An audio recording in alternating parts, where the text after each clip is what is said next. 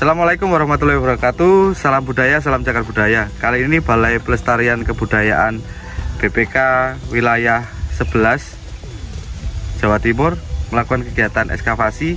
Yang kali ini kita akan melakukan full tour dari hasil kegiatan ekskavasi kita di Klinterjo tahap 5. Ini ada di sektor barat. Jadi sektor paling barat dari Klinterjo ini, karena Klinterjo dari timur ke barat ini ada dugaan struktur-struktur yang banyak kita jumpai hingga ekskavasi tahap kelima ini. Oke, kita mulai dari ekskavasi yang kita lakukan di sektor barat sebelah timur.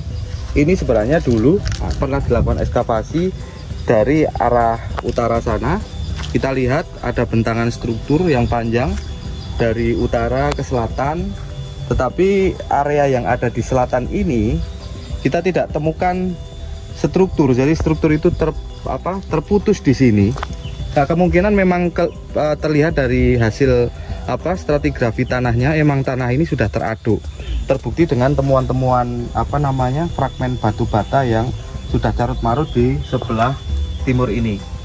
Ini terlihat ada bekas patahan batu bata. Struktur batu bata ini lalu kita lakukan ekskavasi, kita temukan struktur yang sisi selatan sektor barat ini yang kemungkinan sebenarnya berlanjut dari utara itu berbelok, ada sudutan di sebelah tenggara ini mengarah ke arah barat. Kurang lebih kalau kita lihat mengarah ke barat itu kurang lebih sekitar 10 meter. Struktur ini memiliki dimensi lebar yang berukuran sekitar 80 cm. Kita bisa lihat, kita bisa coba ukur. Memang struktur ini mengalami seperti terpecah-pecah begitu ya, terisi dengan bata-bata isian yang berupa pecahan-pecahan batu bata yang umumnya ketemu di bagian tengah. Nah, ini cukup menarik. Struktur yang memanjang ke timur barat ini sekitar 10 meter ini, ternyata di sebelah utaranya ada struktur lagi. Struktur ini cukup menarik karena masih terlihat ada sekitar 6 lapis. Itu ternyata di ujung sebelah barat ini ada semacam sayap. Kalau diukur dari lebarnya, ini cukup lebar dibandingkan struktur yang kita duga bagian dari pondasi pagar ini sekitar 1 meteran. Ini berbeda dengan tadi yang ukurannya hanya 80 cm. Sayap ini juga menarik. Ini juga memiliki bentangan sayap sekitar 1 meteran. Antara sayap selatan dengan sayap timur ini juga ukurannya sama. Ini cukup nanti bisa menjadi bahan diskusi ya. Kenapa ada struktur semacam ini di area sektor barat sebelah selatan? Kita bisa lihat polanya.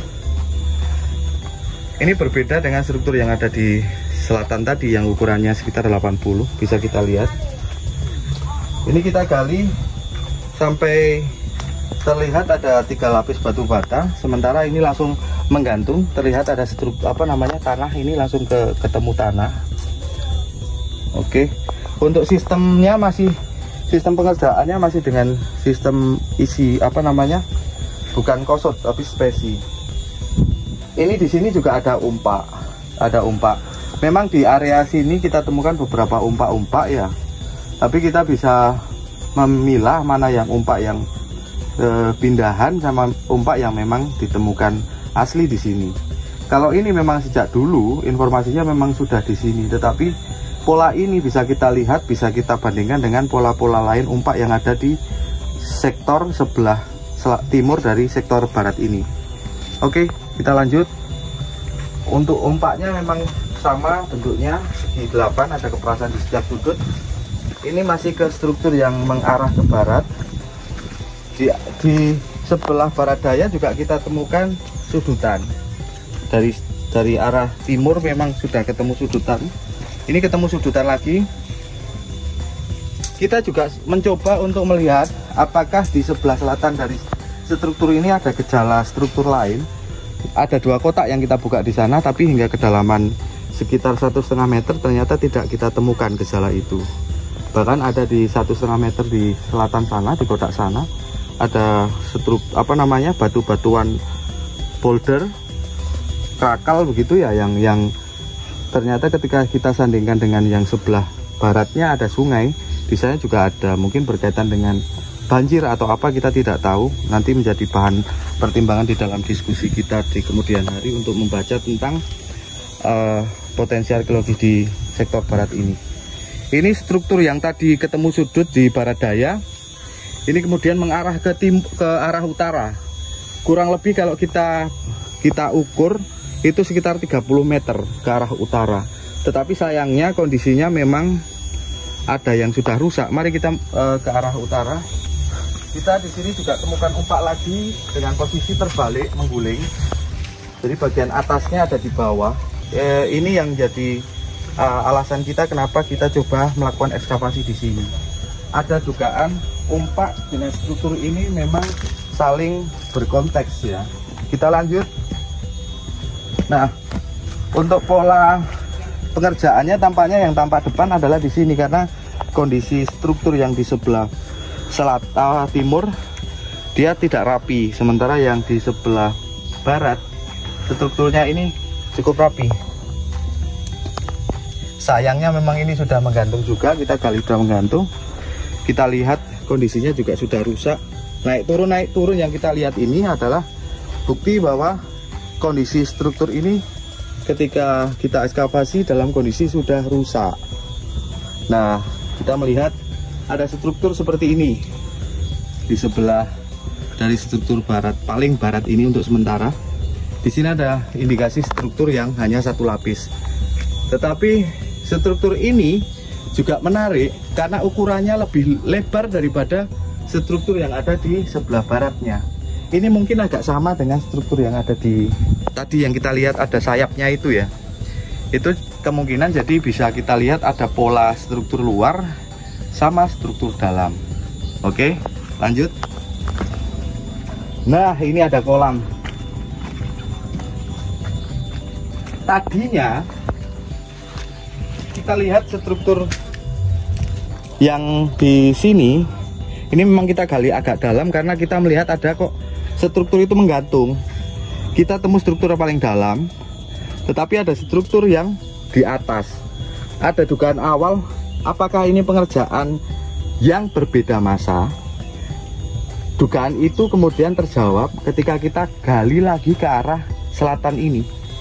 Dari utara ini kita ke selatan, ternyata tidak menjadi sebuah struktur yang berbeda layer, tapi kondisinya rusak karena aktivitas perusakan. Jadi kemungkinan merusaknya itu ketika menggali ke bawah, melihat ada struktur di kanan atau kirinya, dia melakukan pembobolan dari samping, sehingga struktur bagian atas ada, hilang di tengah, lalu di bawah ada lagi. Tetapi sebenarnya itu adalah satu kesatuan struktur. Pola itu kita temukan setelah kita menumpukan umpak ini di kedalaman yang cukup dalam ya, sekitar 1 meteran ini untuk kedalamannya. Hal ini mengakibatkan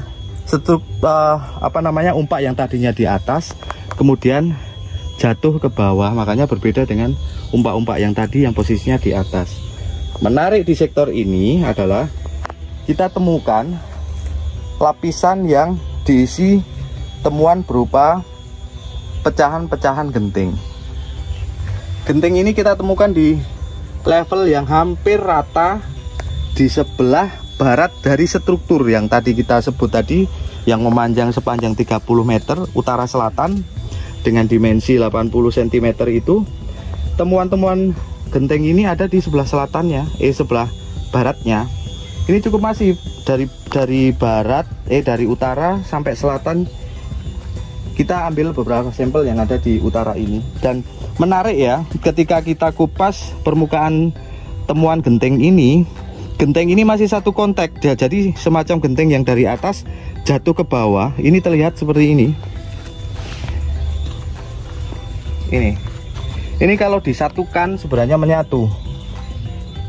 Genting ini ada kaitnya, lalu genting ini sebenarnya menyatu, jadi bukan genting yang sudah pecah lalu dibuang di situ, di lokasi ini, tetapi genting yang memang dari atas lalu jatuh. Kita masih banyak temukan pola-pola yang sama. Ini di bawahnya ini pasti kita temukan genteng yang kalau kita sambungkan adalah genteng-genteng yang masih satu bagian. Kita bisa lihat polanya ini. ini dan rata sampai ke arah utara. Ini menarik sekali dan kita memang tinggalkan di sini sebagai bukti bahwa memang ada gejala genteng yang dari atas jatuh ke permukaan tanahnya dalam kondisi yang sebenarnya tadinya utuh menjadi jatuh bersamaan dan posisinya menjadi rusak.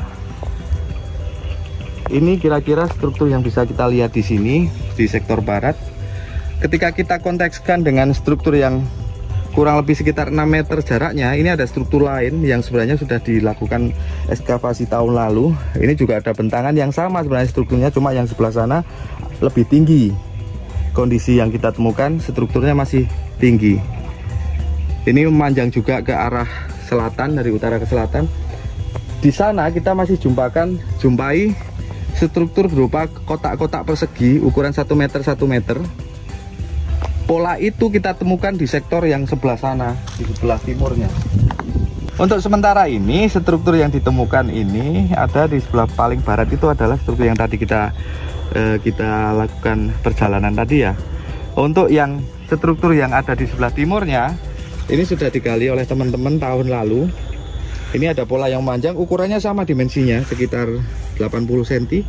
Tetapi yang menarik di sini kita temukan pola-pola persegi seperti balok ini. Kalau kita ukur sekitar 1 meteran persegi. Untuk jaraknya sekitar 5 meter pola struktur persegi-persegi ini. Konteks ini akan bisa kita sandingkan, kita lihat persamaannya dengan struktur yang ada di sebelah timur dari sektor ini. Ini juga ada pola kotak-kotak semacam ini bersanding dengan struktur memanjang. Ini cukup menarik, berkaitan juga dengan adanya umpak. Apa korelasinya? Kita perlu diskusikan. Untuk bahan data-data yang ada ini akan kita korelasikan, akan kita diskusikan sebagai bahan referensi kita untuk membuat sebuah hipotesis. Ini juga kita lihat pola yang sama juga kita temukan sama dengan yang ada di sebelah baratnya struktur memanjang. Ada genteng-genteng yang berjatuhan di sebelah barat struktur.